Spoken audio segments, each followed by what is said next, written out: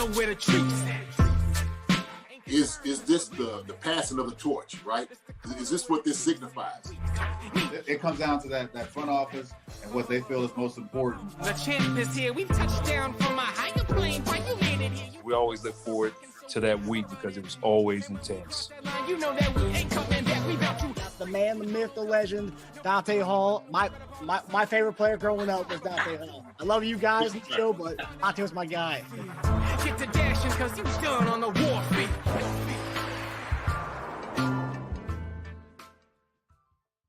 This episode of Chief Concerns is brought to you by betonline.ag. Hey there, Marcus Dash here from Chief Concerns. Just want to comment and say BetOnline is your #1 source for all your sports betting needs. Get the latest odds, lines, and matchup reports for football, baseball, boxing, golf, and much more. BetOnline continues to be the fastest and easiest way to place your wagers, including live betting and your favorite casino and card games available to play right from your phone. Head to the website or use your mobile device to sign up today and get in on the action. Remember to use promo code BELIEVE, BLEAV, for your 50% welcome bonus on your first deposit. Bet online, where the game starts. Hey everybody, coming to you guys on a Saturday night. Marcus Dash, here's my brother Teja Dash.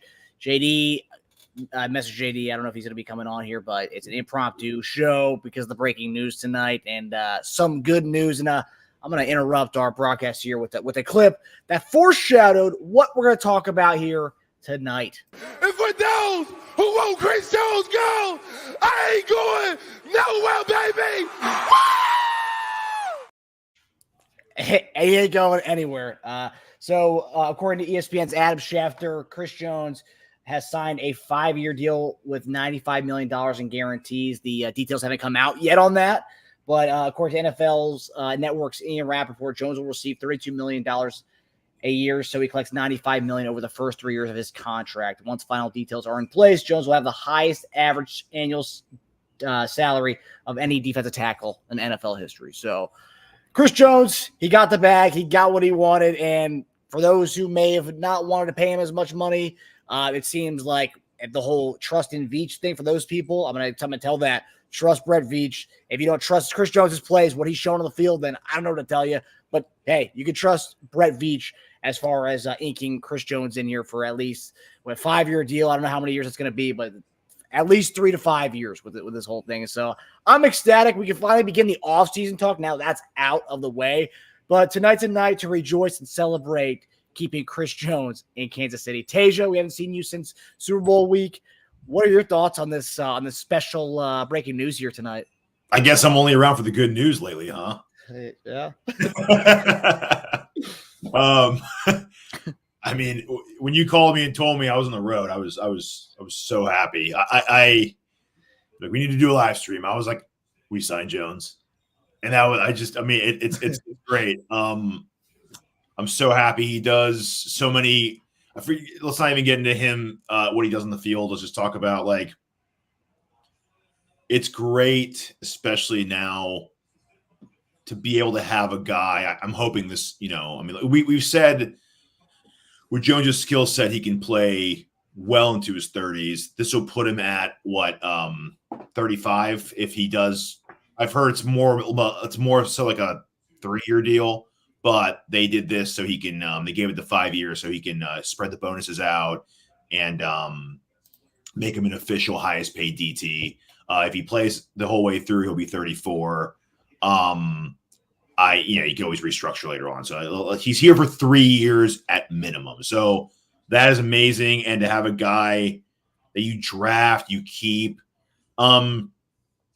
It just says a lot about Kansas City, too, because especially all the bad press they got about facilities and ranking so low and a lot of things, like, guys stay for a long time. We have 3 lifers, and that's a lot more than most teams can say about one guy. So we have 3 like franchise players, all-time greats at their positions that stay their entire time. So other people that see guys like Drew Tranquil re-signing after taking the chance and betting on himself for a 1-year deal. Chris Jones may have looked at someone like Tyreek Hill and been like, man, do I want to like live in regret and like go to award shows and have to like watch with my family Kansas City play for another Super Bowl for like what? At what cost, right? Like what's worth it to me? So it's amazing. I don't know how far apart they were. I don't know if he even wanted more than this. I mean, they still take as much as he can get, right? It's hard to really, and I was thinking of Jones, the player, too, and it's like, everyone wants to always say, oh, he's not as good as Donald, and so you just get less than him. Does he? Is he? That's so outdated, dude. That whole Donald thing. Well, I was like, all right, let's live with Donald. Last 3 years, Donald has 25.5 sacks. Jones is 35. Last 3 years, so 10 more than him. That's regular season, and I don't want to hear the doubled excuse because they both get doubled, okay, every friggin' play. Mm-hmm. And not to mention the rings aspect of it too, the hardware. Yeah. And what he does in those games. Like, Jones is not just a regular season sack artist. He comes up big in the biggest games. Forget about sacks. What he does is far beyond a sack. He also has the stats too, which is great, averaging about 12 over the last 3 years. Mm-hmm. But what he does, he pushes the pocket. He throws a tackle. There's no stat big enough for throwing a tackle or a guard into a quarterback on a game-altering play in the red zone. There's no stat for that.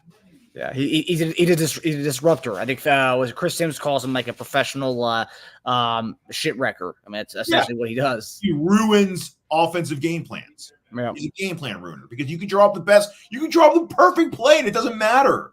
Ayuk was wide open in the end zone on that play. Yeah. And why couldn't he even Purdy couldn't wrap his head around? Because before Purdy can move his head about 6 inches revolving to the left, Jones threw another human being at him. Yeah.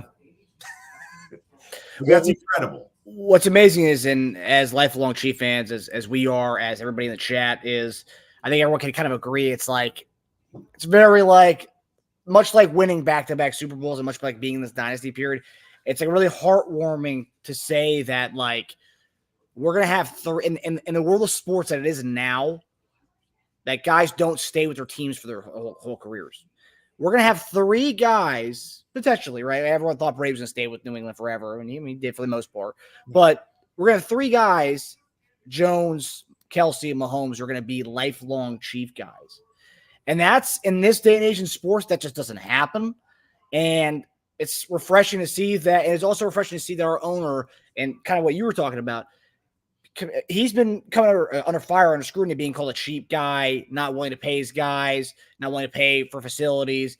And at the end of the day, he opened up his wallet and he took out his balls and he slammed them on the table, man. He paid up. I mean, really. I mean, we're gonna see what the details are on this, but all signs point to this being a record-setting deal. And Clark Hunt, hey man, kudos to him. I hope everybody who came out and dogged him, all these hot take artists and media heads, I hope they come out and apologize to Clark Hunt, because he knew he had to pay Chris Jones, and he did. He came out and did it, and that's one thing. Yeah, the facilities were shit, and I'm not gonna, I'm not gonna make an excuse for a billionaire not cleaning up these facilities. No. But you know what? He paid up in the end. He's keeping Andy Reid in town. He's keeping Spags in town. He's keeping Chris Jones in town. I mean, yeah, he's keeping Joe Cullen in town. He's keeping everybody in town. He's paying the guys. He's paying his people. Well, they're great business decisions, right? Because if you look at how much the Chiefs are worth now compared to what they were 6 years ago, 7 years ago, it's huge. It's monumental. So not only is it a good football move, it's a great business move. So it would have been dumb for him to do it. You can't even forget about cheap. If he didn't do this, it wouldn't have been a cheap thing. It just would have been it's a bad business move. You do this, So there's a million reasons why you should have done it. But guys still don't do it. It's not always a slam dunk. But that's why most guys out there, the Rappaports, the Schefters, they've been pretty optimistic about this happening for a while. I know I never had a doubt either, but I kind of did. You know what I mean? Naturally, I think everybody had doubt. As it got closer to Monday, I think everyone was scared. And I was, for sure. Well, everyone should be scared after Tyreek Hill, because no one saw that coming, right? everyone thought it was going to be Tyreek, Kelsey, and Mahomes for life, right? Yep. So it really became Chris Jones, Kelsey and Mahomes for life. Yep. So 2 Super Bowls later, I can't complain about that move, right? Yep. You took the cheaper of the 2 offensive weapons.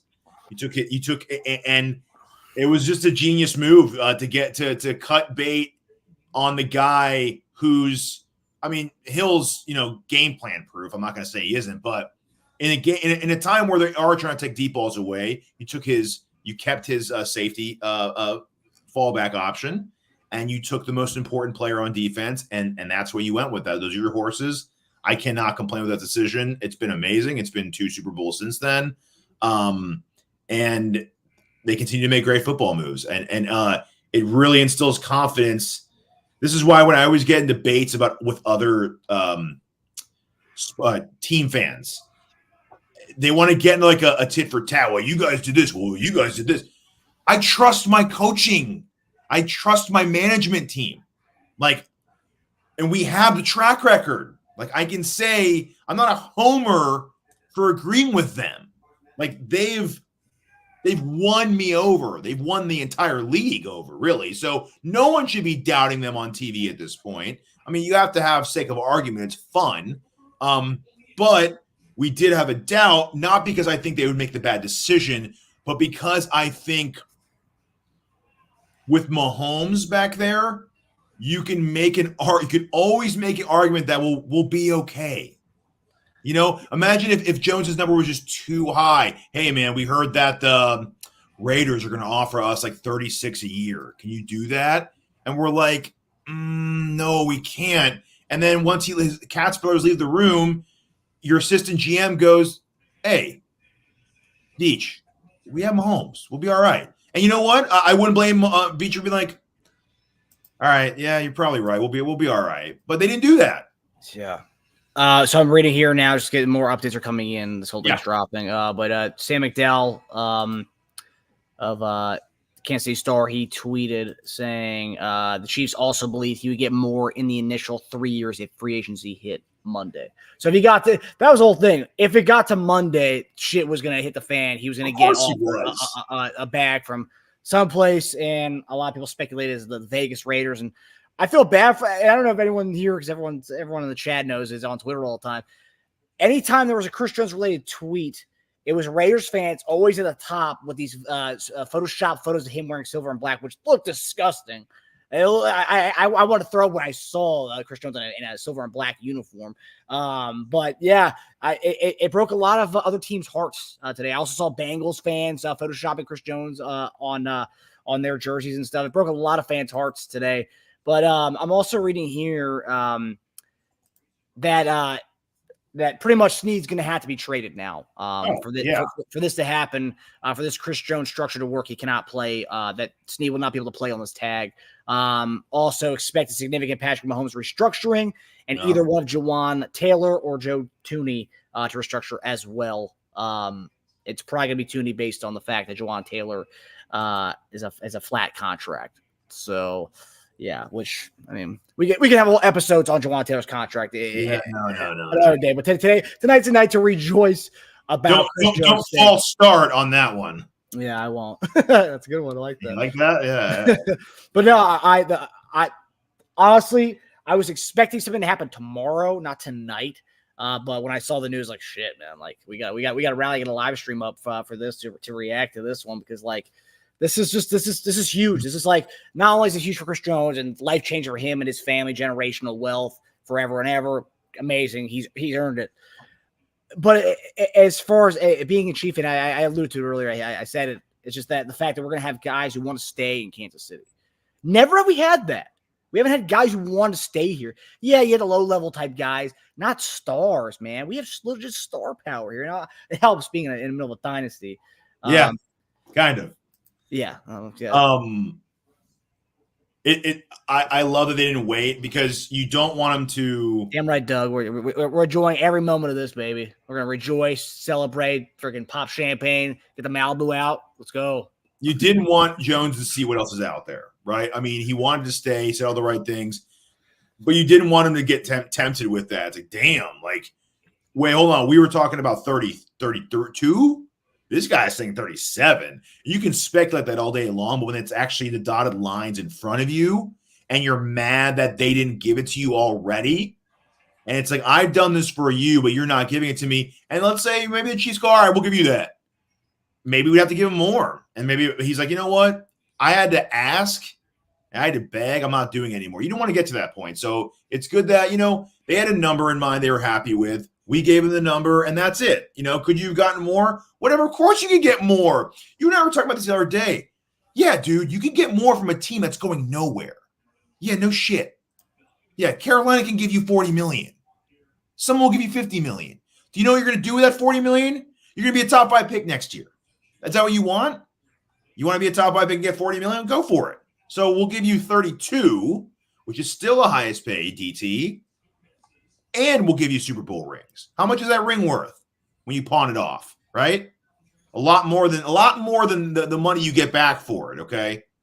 I also think with Jones too, which is awesome, you get kind of savings. It's like a tax rebate you get with him.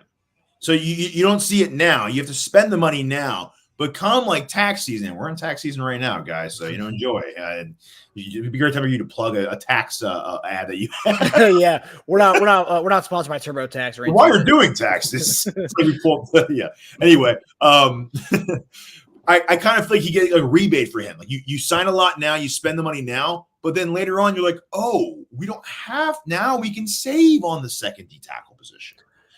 Now we can. But that's something too, though. This is something I was talking to Lance has Spoken earlier. You guys need to check out Lance has Spoken podcast.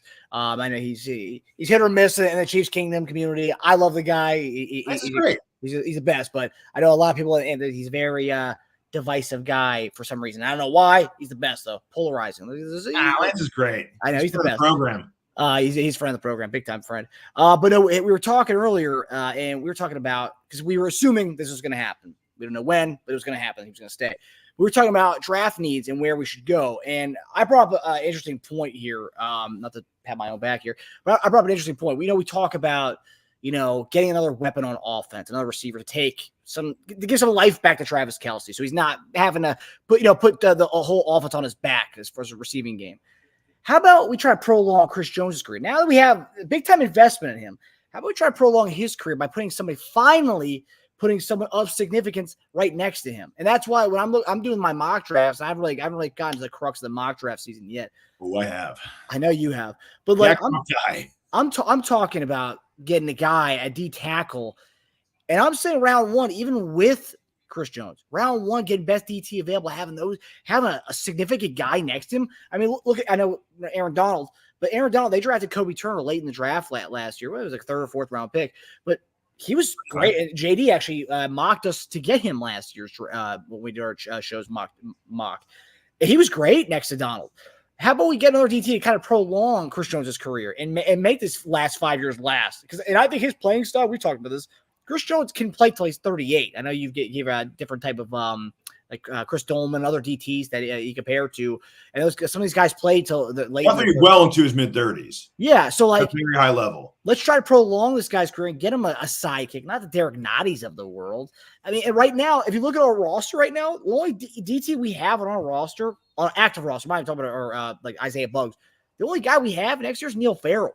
That's all we have right now. Obviously, we'll probably bring back Mike Pennell and those type of guys. But that's it. Neil Farrell's the only other DT. Come on, that's nothing. I mean, it really it's nothing. So let's go get Chris Jenkins Jr. or something to be our other D tackle first round.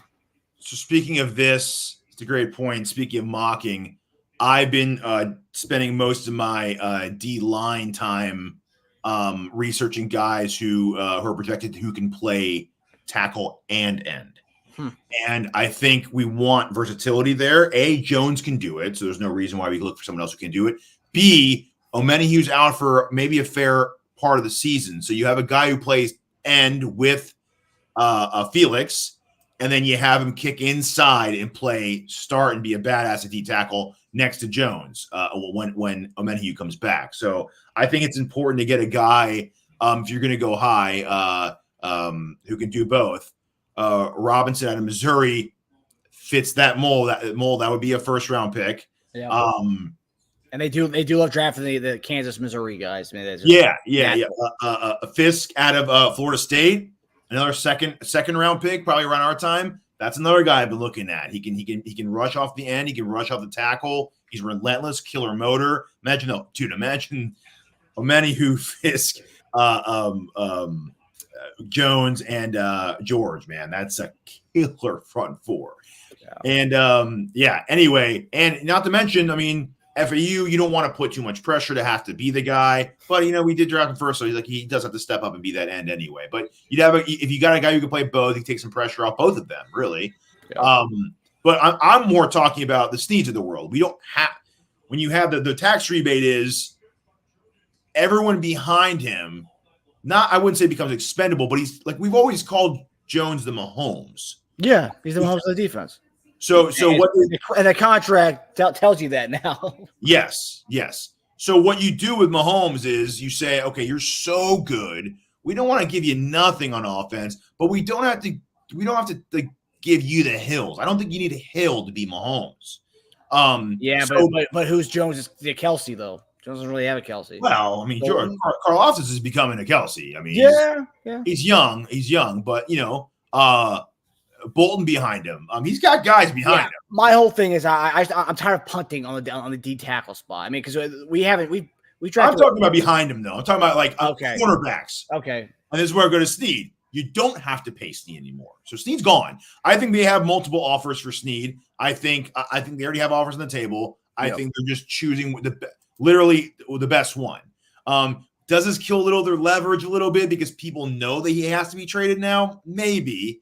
But if I think there's such a good market for him, it doesn't even matter. I think there's so many teams going after him and fighting for him. They're like, you know what? We'll sign Jones. People know we have to trade him. It doesn't matter because it's not that we have to get rid of him. It's that which one of you wants him more than the other one. So you guys fight it out amongst you. You let me know who wins. Here's my number. So I think that's what it is. And we don't have to pay guys like that anymore. You get young. You bolster your D line the way we have been, and you have a relentless pass rush the way we have.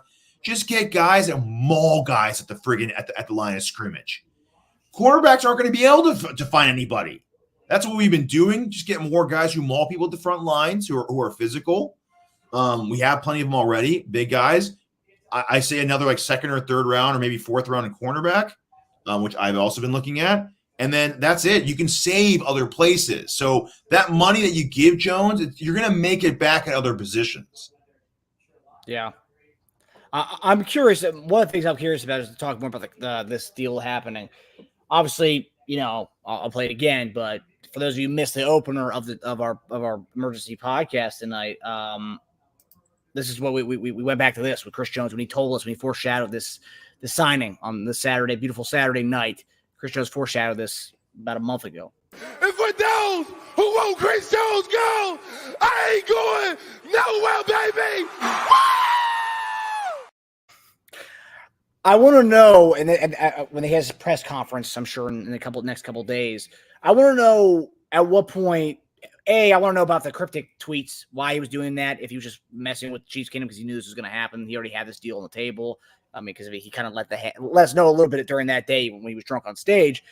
How long had they been talking? How long had the framework in place when he said I'll be here this year, next year, and the year after?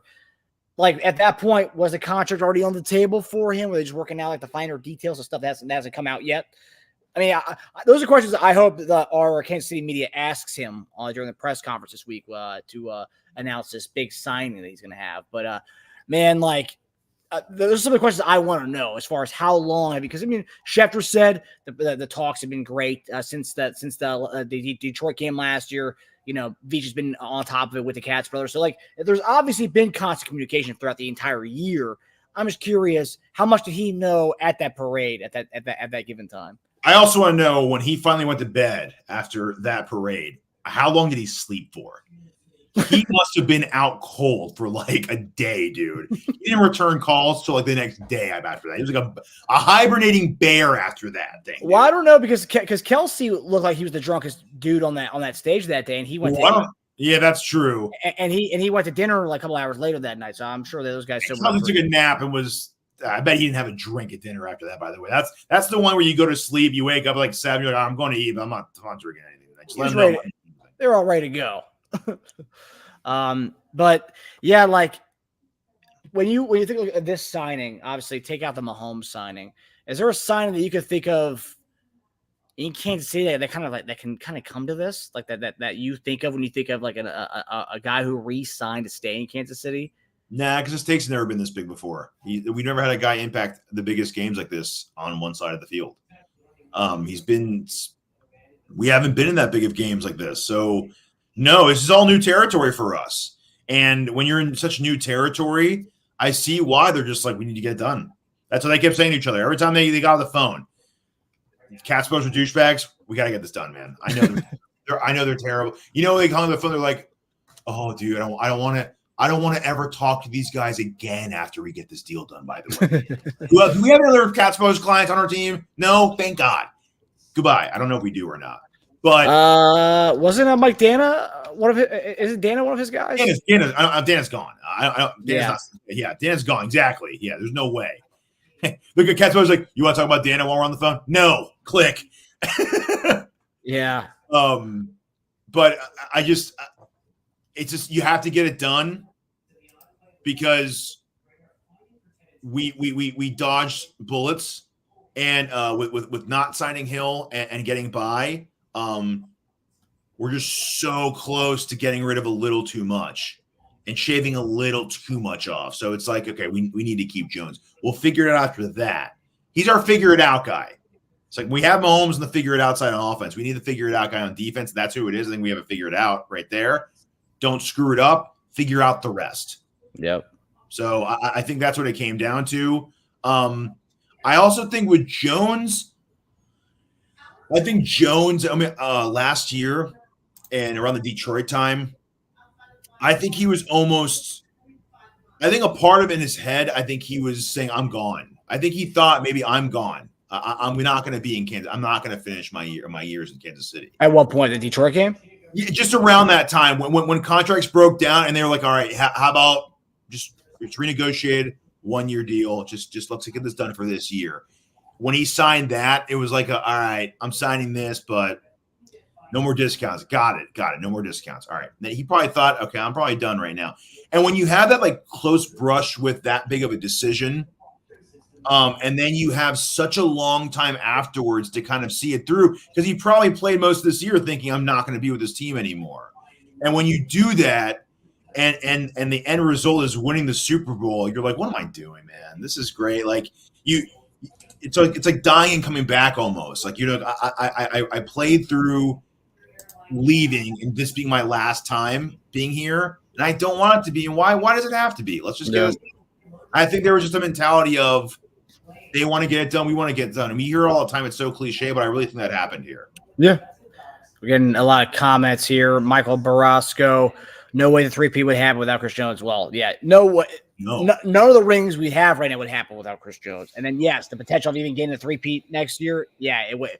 If Chris Jones left, yeah, I'm not going to say we wouldn't have a shot because we still have PM15 back there, but our chances drop significantly if Chris Jones is not on there. And that's why what you just said right there is what I said a minute ago. That's why there is always a doubt with re-signing people, because I think we get so carried away with like, Mahomes has got it. He's got it, you know? What happens now? We got Chris Jones signed. We're going to see restructures to free more cap space come to free agency. So Bradley, yeah, we were talking about that earlier. So what's probably going to happen? So based on the structure of the money with Chris Jones getting it the first 3 years, it seems as if JariusSneed will not be able to play on that tag. So he'll probably be traded within a couple days, I think. And there's a lot of suitors, a lot of teams who want him.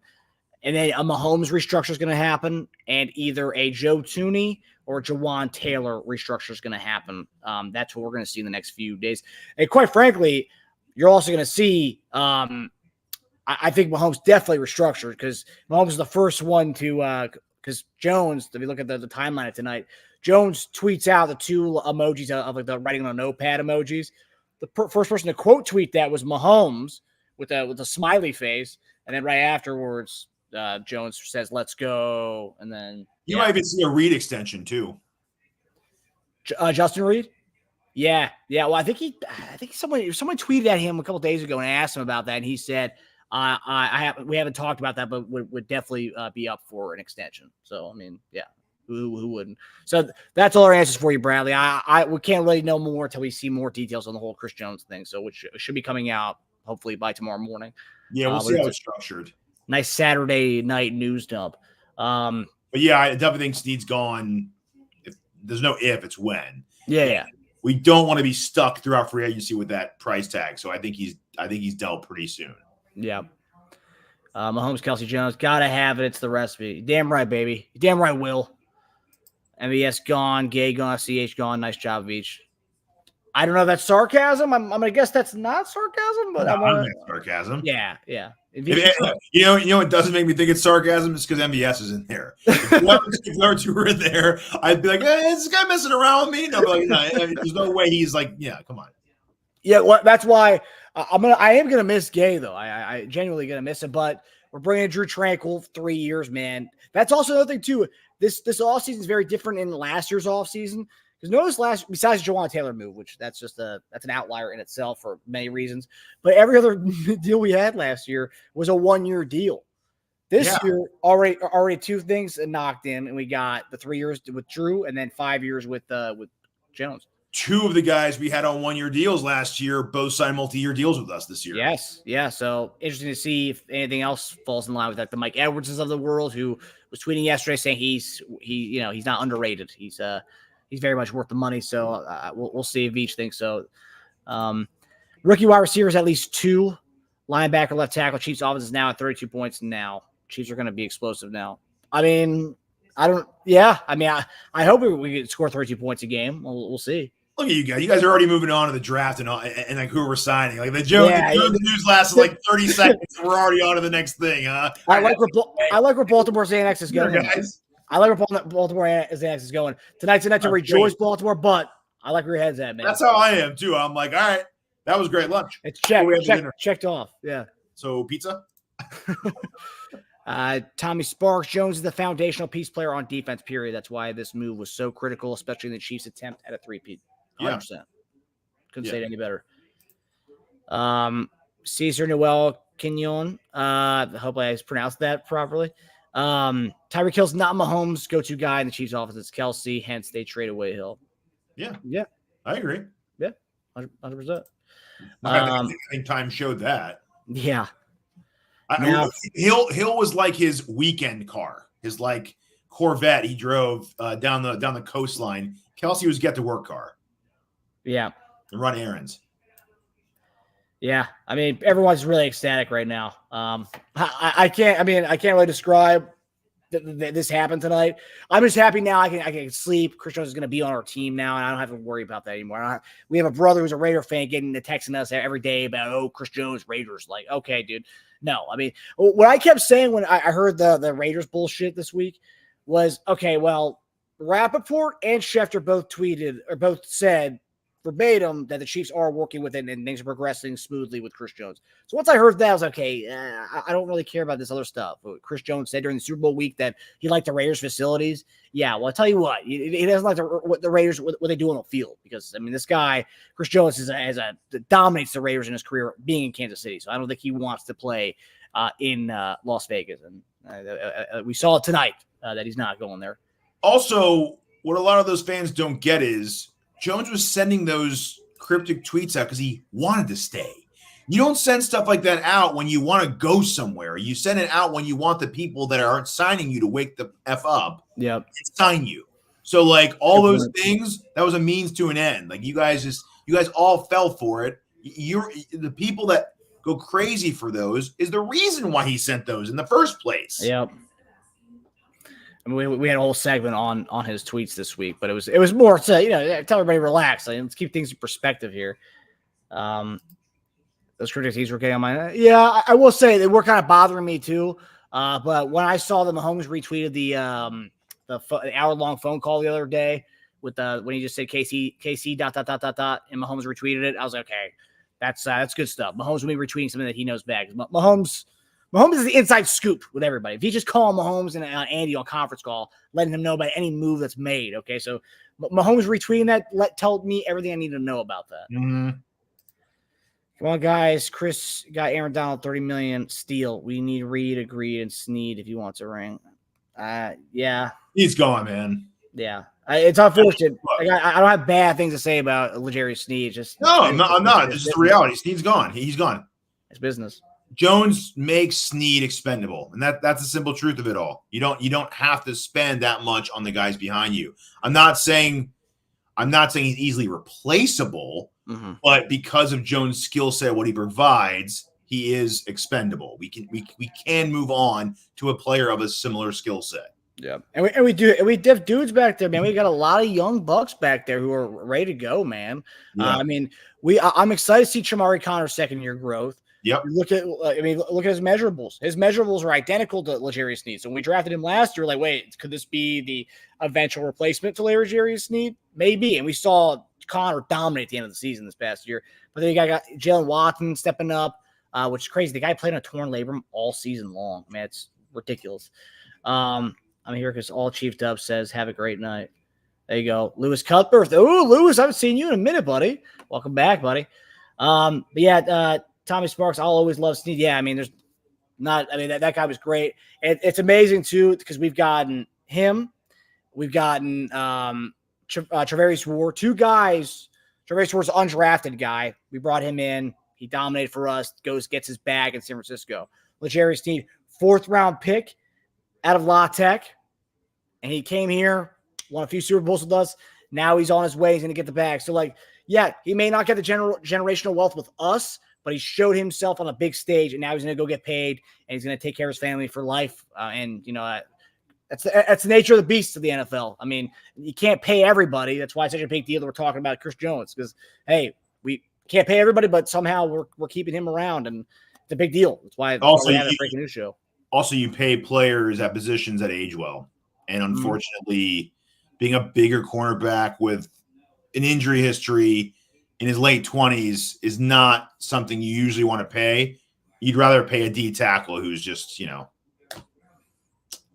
100% aging well and getting better as it seems to go along. The second happiest about this deal is the Ravens for getting Matt BK before this deal came out. Yes. Because if they would have waited, that would have been Dunskies, okay? That deal would have gone up maybe $5 to $10 million total. His deal.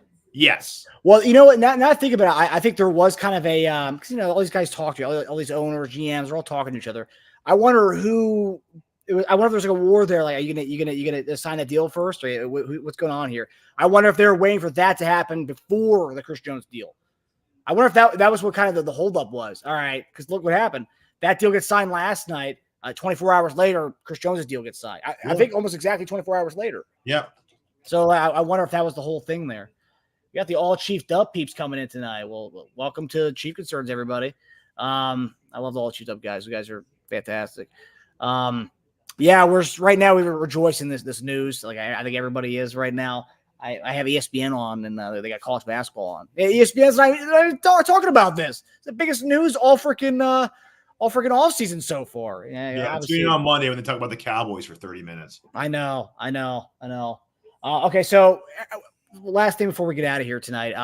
Obviously, everyone we talked about on our show with JD that this offseason began and started with Chris Jones and JariusSneed stuff. So obviously, we start off JariusSneed tagged, and that meant traded.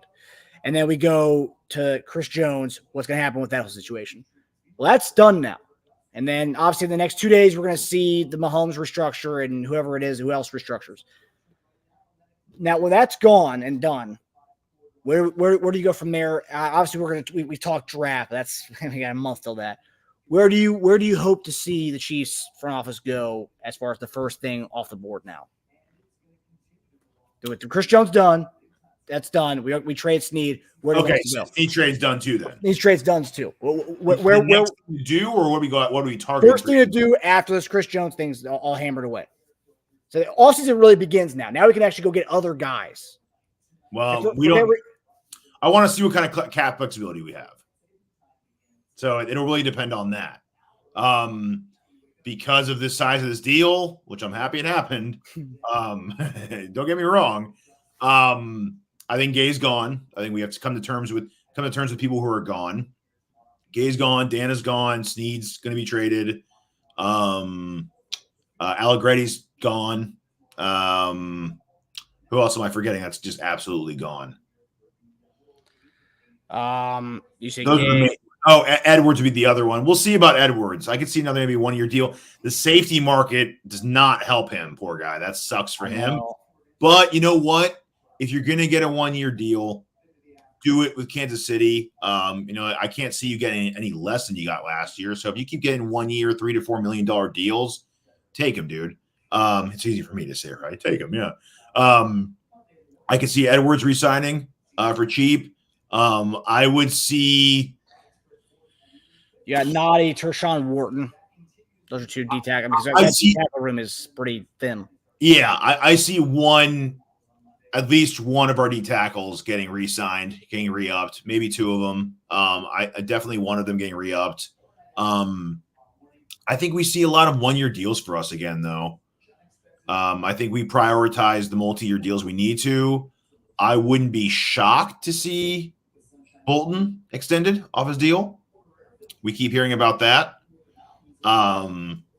We have future deals to be thinking about too, man. So I don't want, not that I don't want to see splurging in free agency, but we have more guys that we want to see re-signed. When it comes to Bolton, we have Trey Smith, we have Creed Humphrey. So we have guys that we need to retain because we talked about this recently, Marcus, like our O-line doesn't have a lot of certainty beyond like next season. Juwan Taylor's got an out in his contract. Tooney's the oldest on our O-line, and he's got a huge cap number. He's going to be a free agent. Trey Smith's going to be a free agent. Donovan Smith's a free agent already, so he's gone. That's the other guy we're doing. Well, he's done. Based on what Andy said last week at the combine when they asked him about Donovan Smith and bringing him back, his whole thing was, he was great. He was a great mentor for Wanye. Yeah. Okay, so does that mean there's two things there? Obviously, that's foreshadowing that Donovan Smith's not coming back. Secondly, does that mean that Wanye is the guy at left tackle? Yeah, maybe, but we're definitely going to see some. I think we're going to see some O-line movement. We have to, because again, beyond next season, we don't have. There's no certainty, and that's pretty crazy to say that, especially after we revamped it recently. But we have an out with Taylor. Two young guys are not signed beyond upcoming season, and Tooney's getting older, and he's got a huge cap number. So I don't know what's going to happen, but I expect to see some either extensions for the guys or some O-line signings. Yeah, Louis, Isaiah Buggs talking about D tackle depth. Isaiah Buggs is on our practice squad. He signed one of those like a futures deal. So yeah, he's on the squad for this upcoming year. So he's but he's listed as a DN, which is interesting because he's a D tackle. I don't know why he's listed as a DN though. It's weird. But yeah, he's still in the squad. So that we have him and Neil Farrell, the only other two guys besides Chris Jones and the D tackle spot. So that's something that I think needs to be addressed in the draft. I hope that's right out the gate. Seeing here, Wanye still development.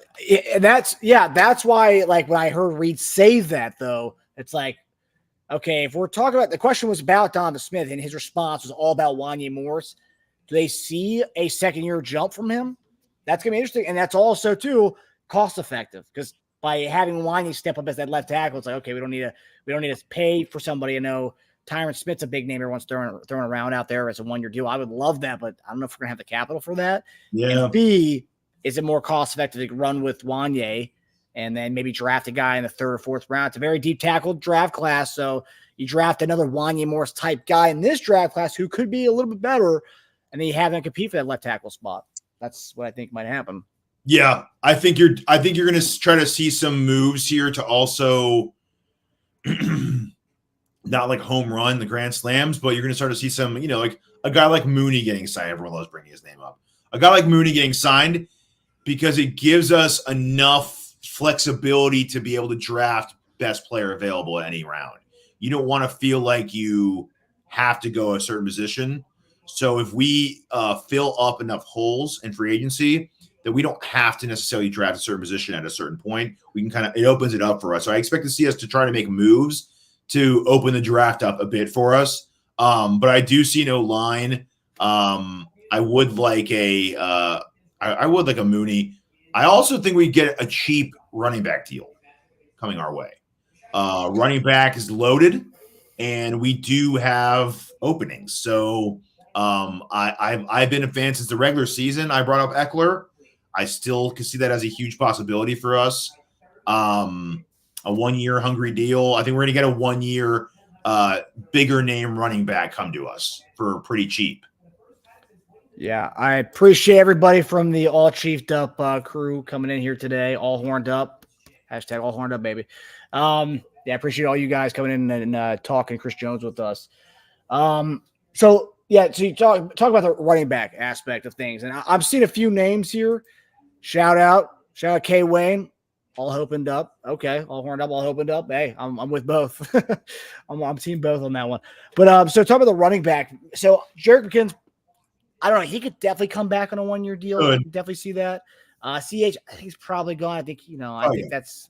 Yeah, I mean, it didn't work out. Hopefully, he finds a spot somewhere else, and he'll find another spot. Running backs, they bounce around all over the place. But you got Austin Eckler as a guy everyone's been throwing his name around there. Apparently, we're interested in him. His Yahoo Fantasy Football co-host. I don't know if you guys saw his podcast the other day. He said that there's a potential that he could see those two coming together. I don't know if it's something he heard or just overall that's just something that, like. I think he actually said that Austin said that that's something that could, I think, work, or he worded it in such a way that it sounded like that was coming from Austin. I thought I don't know the whole thing came from Austin, but I think it's something that he said that it would fit. I believe is what he said. Gotcha. I mean, right there, and that's something we're talking about. And it's a deep running back class. Brenda, I appreciate you. Love you, Brenda. I really appreciate it. All horned up, baby. All horned up. And I will say, as far as talking about Austin Eckler and these 1 year, 3 year deals, 1 year, $3 million deals, which I think is going to happen a lot with these running backs. It's a packed running back free agency, like you said. I think the only hot name on that's going to be Saquon, which I think I read earlier that apparently he's going to be one of the first names off the bat. He's been one of the first names off once free agency goes up on Monday. Yeah, okay. That's fine. He's going to. Yeah, I don't see us going for Saquon Barkley anyway, which I would love that, but we're talking 1 year, $3 million deals. But Eckler would provide, if we don't go after McKinnon, and if we let CH go, he could be the best middle ground of both those guys in one back. Yes. And then you wouldn't have to go out and get it. You could have a Michael P. Ryan type, or our guy, Deneric Prince, friend of the show. He could be that guy, that other running back. Boom. And that'd be amazing. And a 1 year deal. He follows Drew Tranquil model. He comes from LA, he comes to Kansas City to try to win a ring, up his value. Then he goes somewhere else and gets paid next year. Two huge reasons for those is that, one, Tranquil showed you not only is it automatically assumed that when you go to Kansas City, it's a 1 year peace out. I just want to ring. I'm going somewhere else. You can't get re-signed. We do take care of you. So that's huge. The Tranquil thing shows a lot of people out there. It's like, shoot, man, I get to go there. I get to showcase on a badass team. Because if you're it's so great being here now. If you're a defender, you get to come here and play behind Chris Jones and play with that line in front of you, making you look good and freeing you up to do shit. Look good, 1 year deal, win a ring, and then get re-signed possibly. On offense, you have the similar thing. Oh, I get to look good by Mahomes and like one of the better O-lines in the league. Okay. And get paid for 1 year, win a ring, and get re-signed. Like, so it's amazing as far as that goes. Like, you're going to see a lot of guys, and you and I talked about this recently, unless you're getting a crap ton of money from someone and the difference is a couple $1 million, $1 million or two, if you're a vet and your time's winding down, take $1 million less and win a ring. And look good doing it. Maybe get another contract if you look good. So you're going to see, I think, a couple of big name guys come to us on 1 year deals. I think I read a stat too, that Tranquil played like 57% of the snaps during the regular season, which any guy got paid 3 year. You got a 3 year deal out of it in the end. And also look at the other side of things. The Chargers let him go. They sign Eric Kendricks, and they drop him a year later. And then this guy stays with the team, at the end. I mean, I think things work out so perfectly, man. Yeah. Want to give a shout out, Yogi, greetings from the ACU crew, All Chiefed Up crew. Let's fucking go. Atta baby. Appreciate you, Yogi. Appreciate all you guys, man. The All Chiefed Up guys coming in on here tonight, and women, ladies and gentlemen of the All Chiefed Up crew. All horned up, baby. Damn right, Scott. I'm upset. This Chris Jones news, I'm all horned up for sure. You goddamn right I am. Yeah. Mike Williams, appreciate you really hit that like follow. Yeah, I really appreciate that, Mike, Steve, everybody over at the All Chiefs Up crew. Another name, Antonio Gibson, which I've seen as far as another potential of a cheap prove-it deal. Antonio Gibson, and there's a couple things with this one. Antonio Gibson, he'd be perfect McKinnon. Like he's like a 10-year younger McKinnon. More so with the receiving ability, I would say. I would say McKinnon's probably a better runner, but we were using his strengths out of the backfield as far as a receiver more so than as a runner. But he played in the Chiefs' kind of offense in a way with Bieniemy, so he kind of already has maybe some of the verbiage and some of that. So it'd probably be a kind of an easy transition for him to come in as a running back to Kansas City. Yeah, from playing with the EB in Washington this past year. So that would be something great too. And talking about him and Eckler, I think he would probably take even a cheaper deal than Eckler, maybe a 1 year, $2.5 million deal. Maybe. Yeah. He's younger though, so you never know. Yeah. Eckler had a rough season. And I think if you want the best out of Eckler, I think you need to limit him a little bit. Whereas Gibson probably is saying in meetings, I want more. I can do more. So I think Eckler's someone who's taking less because he's going to get less. And then Gibson's someone who's saying I can do more. So make an argument for either one. I just think, especially Eckler at this point in his career, too, I think values winning a little more than the money because he's been paid, and Gibson hasn't gotten that payday yet. Yeah, that's true, and that's one thing that he's going to have to play for it, prove it maybe on a championship team. And I'll say this: I love Pacheco, love Pop. But his running style, he gets injured a lot. I mean, this guy had a shoulder surgery in the middle of the season. That's why he missed that Patriot game. And you need to have a running back behind him who can tote the rock a couple, to potentially be a starting running back maybe 2 to 3 games a year because of Pacheco's hard running style. And obviously, I hope Pacheco lasts as long as possible. I love Pop. He's given us a whole new meaning to this offense that we can be a physical, grinded out kind of team because of him. But you need a good running back behind him. With the way he runs. Also, I think if you're a running back and you want to go somewhere to showcase for a year, win a ring is obviously a great reason, but you're not, I know Pop had a good year, but if you're a badass running back in free agency, you're not that scared of Pacheco. We don't have a lot of money committed to him. You're coming in going, I can beat out Pacheco. Give me 3-4 games to start the season with like 8 touches. I'll showcase what I can do. I'm not going anywhere. I don't think it's about a beating out aspect. I think if you are a running back coming to this team, I think you're trying to fit a niche. I think you're trying to fit in the niche of the McKinnon CEH role.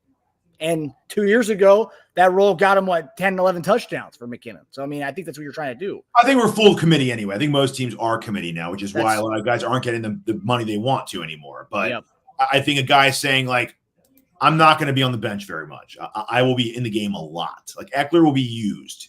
And I think we need to limit Pacheco a little more in the air if we're going to use him between the tackles. Yeah. See any question here? So we're gonna end on this. Louis asked a question here: what receiver would you go after in free agency? So obviously it depends on how much money we have. I think we're going to be looking at a 1-year deal. I think pretty much every position we see that we've been talking about, it's going to be a 1-year deal, fill-ins here and there. That's why I think it's going to have to be based on this giant contract we just gave out to Chris Jones. So it's going to be bare. It's going to be based on veterans who want to come play for a champion and up their value while also trying to get a ring. So if I had we talked about this week on our show, not the sexiest name out there, but it's a name that we're already linked to. It's Darnell Mooney. And you look at his numbers, his 2 best seasons came when he was under Matt Nagy in Chicago. His worst season, this is interesting, his worst season was better than MVS's season this season. Okay, so and probably won't be paying him anywhere close to what we were paying MVS for Darnell Mooney. The one drawback I have with, and I love Mooney because he can play inside, slot, you can play outside, you can play a little bit of everything's versatile. But the one thing I will say is, and I get, similar verbiage coming from Matt Nagy's system. One thing I'm kind of having a little bit of a drawback here with bringing him in. Look at our receiver additions that we had this year. We brought in Hardman. Hardman was another guy who played in our system, brought him in. We brought in Anthony Miller, who was a guy who played in Chicago with Matt Nagy. He never ended up getting any, I don't think he ever got any offensive reps this year. But, like, if we do go the Darnell Mooney route, this is like two of our guys we brought in from the Matt Nagy Bears squad. So I feel like, what are we playing? Like, ghosts of receivers past of Matt Nagy, bringing in all those like ex-Bears players to that may have not worked in Chicago with him, but we're bringing them on to Kansas City. But forget all that. I mean, I think Mooney's shown enough. But if we do go Mooney, that means we're going to be drafting a receiver in the top 3 rounds of the draft, which I wouldn't mind at all. It's a very deep wide receiver class. So, yeah, the Mooney type would probably be, based on what's been reported, he's probably going to be the guy we end up signing, just because the familiarity with the Nagy aspect, and then also just on a price point. I don't think he's going to demand a lot of money. So, who would be your receiver? Mooney's a good one. I think the other one that's also a sleeper because he might sign a really good bargain deal is Kendrick Bourne. Ooh. Bourne was having a really good year before he tore his ACL. He should be ready by the start of the season, but that could be a reason maybe why he doesn't get as much money. And again, if you're a receiver and you want to do a 1-year deal coming off an injury, who do you want to play with? Where do you want to go? So, it's not a bad place to end up playing with Mahomes and playing for a ring. So, yeah, I mean, he was having a good year in New England. Okay, so if you can do that, you could be a good number 3 with us. You come here to be number 3. We draft another receiver. We drafted high. Bourne's not going to be a reason we don't draft a receiver. Yep. You have Rice. You have insert receiver, Bourne. I think it's a good top 3. Yep. No, I wouldn't mind that at all. I haven't really queued up the Kendrick Bourne stuff. I'm seeing here. Bourne wants to go to the Patriots, though. LOL. Has he made a claim saying he wants to stay in New England? He wants to stay back there. I mean, I don't know. I don't know. Yeah, I mean, he looked great. He obviously with Mac Jones throwing the ball, he didn't get the ball enough. I thought there's games where like he could have gotten the ball a lot more than he did. But I will say this to end on this note: Tranquil showed people that you could go to Kansas City and you can play your ass off, get a new contract, and stay in Kansas City. And on the other end of things, Juju also showed skill players, receivers, that you can go to Kansas City, play 1 year, get a ring, and then go get a nice contract elsewhere, whether that is, playing for a championship or just playing for the bag that he got with New England. So two different ends of the spectrum there. He did say, I would love to go back to the Patriots, but I mean, he's saying the right thing. You know what I mean? That happens. A lot of guys say they want to go back somewhere that they don't go back to. So, yeah. But if someone told him, hey, going back to New England or coming to Kansas City, I'm sure he'd say that. Especially for around the same price. Yeah, because he wants the most money, and who has more money than us? Patriots have a crap ton of money. So, yeah. I also, another good bargain guy, Noah Brown's a good guy to get. I mean, solid. Yeah. I mean, we're not talking about like, these are all guys I'm factoring we go receiver early. So I know, but Tommy Sparks brings up a good point here. We were in on Mike Evans. There was reports that we were going to be interested in Mike Evans. So like, we're going to go from Mike Evans to Noah Brown. Man, that doesn't really. We're going to go from Mike Evans to drafting a guy like Mike Evans in the first round. Yeah, Mike Evans is not. I get your logic on Ridley, Tommy, but Ridley's not Mike Evans. Ridley's not at all. I mean, so it's like, he's the next best receiver on the receiver list. Yes. But did we just want to get the top receiver in free agency, or do we want to get specific 6'4", 6'5" monster? We do have that guy on our team right now. He didn't get a lot of targets this year. He should have gotten a lot more targets. Maybe they beef him up in the offseason. Justin Ross. Beef him up in the offseason. Yeah, okay. Get him on a cruise buffet all offseason, right? Cruise after cruise after cruise. But I think if that's the type you want, there's not, a guy like Mike Evans out there, but there are some comps like that. Big target, it's a great, big receiver draft. So Yeah. you want that type of guy. I think you're going to the draft for that. And then you're getting a depth receiver to fill in the other spot. You've been pretty in on the whole draft stuff. I know we're kind of going over time here, guys. So bear with us. We tend to talk about other things besides the topic of the show sometimes. But I do want to get your thoughts on the Florida State receiver. The big dude's like 6'8". 6'8". 6'7". He was Florida State's receiver. You're not talking about Keon Coleman, are you? No. He's the other one? Yes. Oh, I know who you're talking about.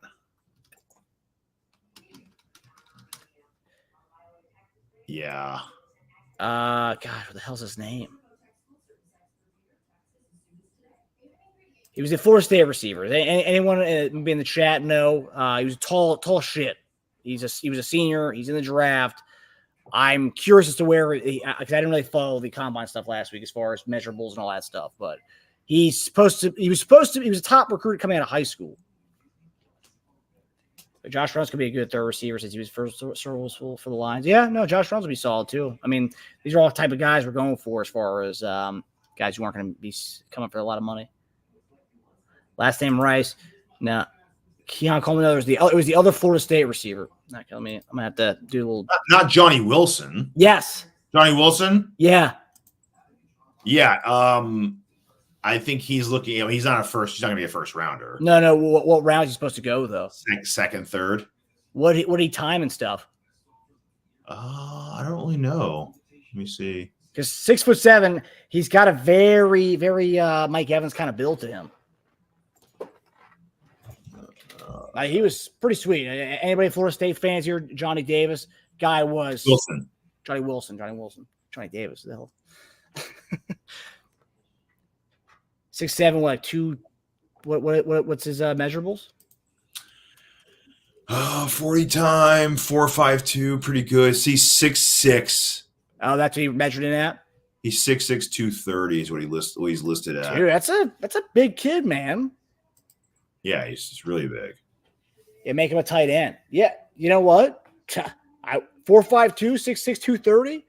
Yeah, everyone's talking about we need to get somebody ready for the post Kelsey regime. Or 4.52.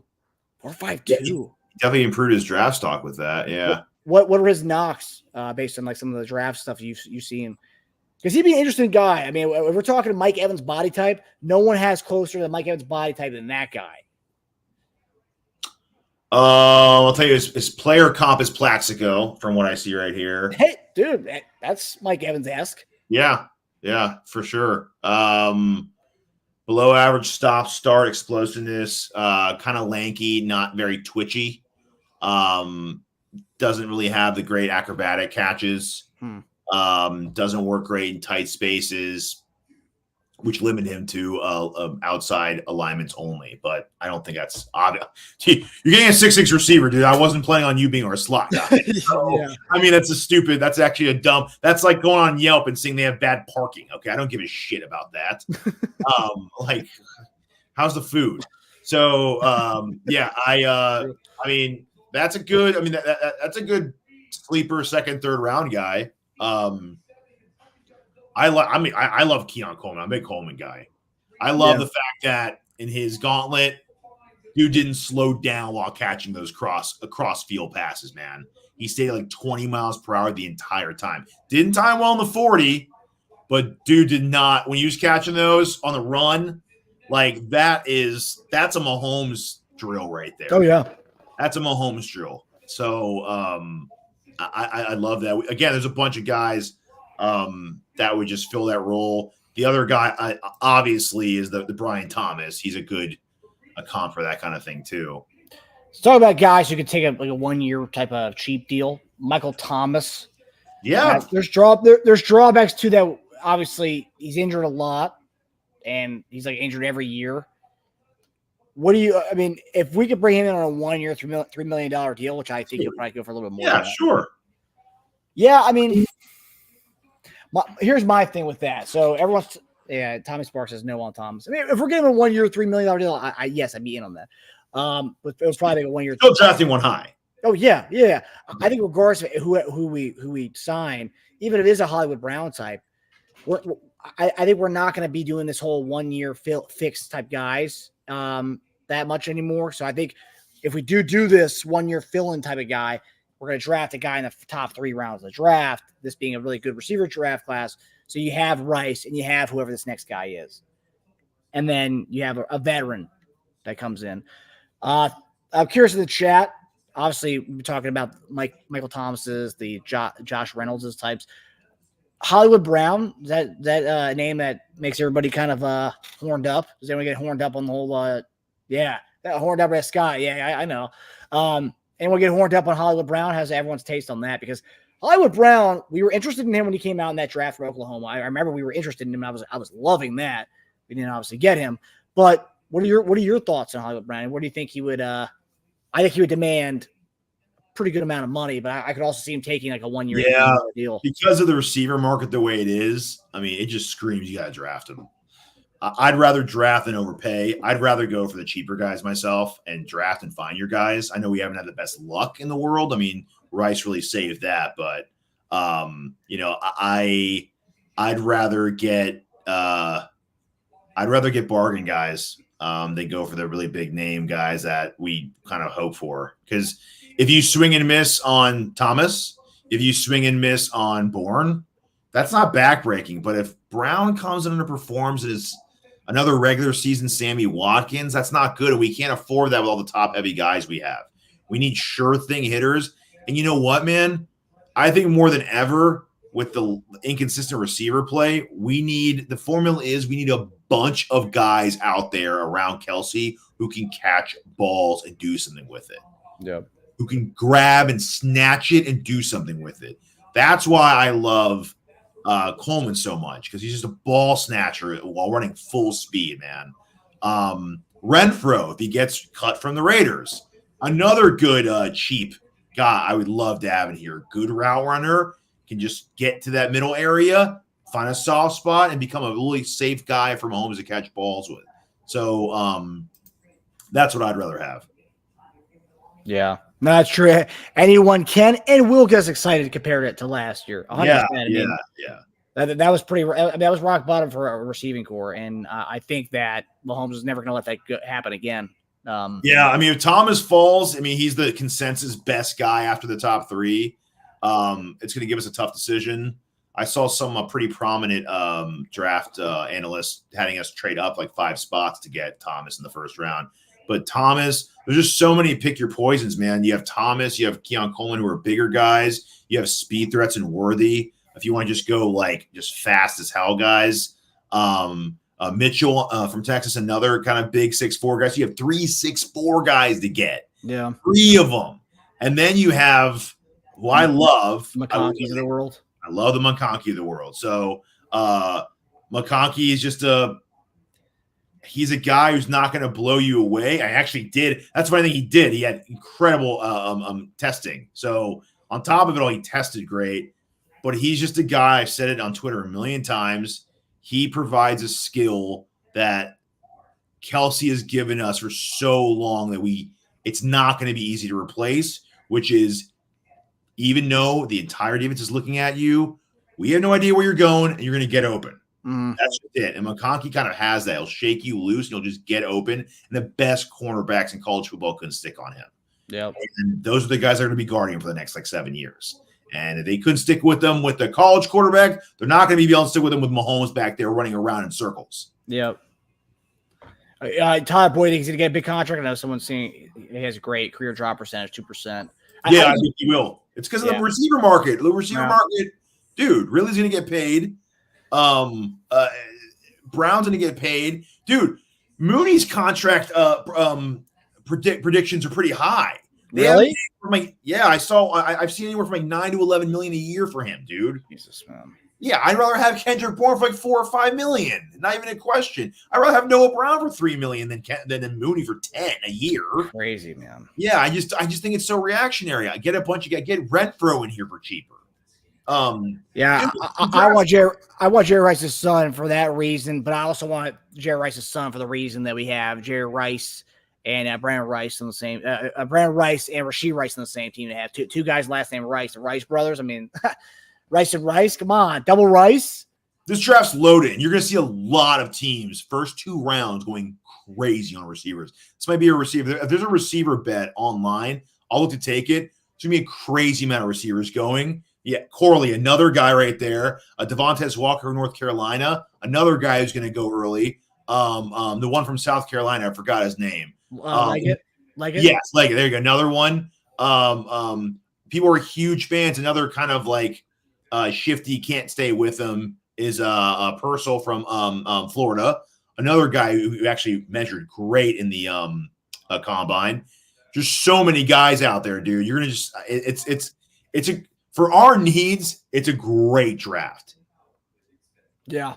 I mean, that's the one beauty about this draft is there's so many guys, the tackle spot and the receiver spot, two big needs of ours. And so I think we're going to see us kind of go at those positions in this draft. If that second round rumor is true that it's a slam dunk, we'll get a second for Sneed. Amazing. If we get a second and fourth, I'll do amazing, dude. I'll be so happy with that. 3 picks in the top like 65, 66 of this draft.